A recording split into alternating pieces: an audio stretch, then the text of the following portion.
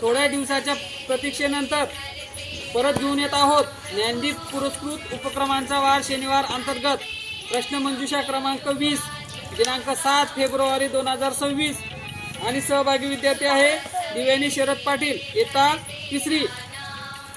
भारतीय लोकांचे आरोग्य खालवण्यास कोणते घटक कारणीभूत आहेत? जलप्रदूषण. बरोबर. गोबर गॅस संयंत्रापासून कोणता वायू मिळतो? मिथेन वायू. राईट. फळामध्ये गोडवा कशामुळे येतो? फ्रुक्टोज. राईट. पेशीचा शोध कोणी लावला? रॉबर्ट हुक या शास्त्रज्ञाने. राईट. भारतातून नामशेष झालेला अलीकडच्या काळातील प्राणी कोणता? एक शिंगी गेंडा. राईट. जागतिक वसुंधरा दिवस केव्हा साजरा केला जातो? 22 एप्रिल. राईट. पृथ्वीचे वातावरण कोणत्या वायूमुळे उबदार असते? कार्बन डायऑक्साइड वायू. राईट. रंगाचे ज्ञान आकलन होण्यासाठी मानवी डोळ्यात कोणत्या पेशी काम करतात? शंकुपेशी.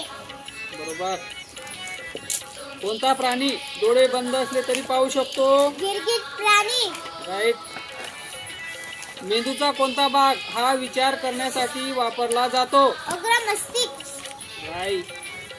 कोणत्या विटॅमिनच्या कमतरतेमुळे हाडे ठिसूळ होतात? Vitamin D. राईट. दाब मोजण्यासाठी कोणते उपकरण वापरतात? बायोमीटर.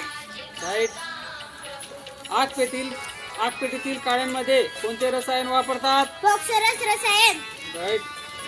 डायलिसिस ही आजार पद्धती कोणत्या उपचारावर वापरतात? मूत्रपिंडाचे आजार. राईट. मानवी शरीरांमध्ये रक्ताचे अभिसरण होण्यास किती वेळ लागतो? 23 सेकंद. राईट.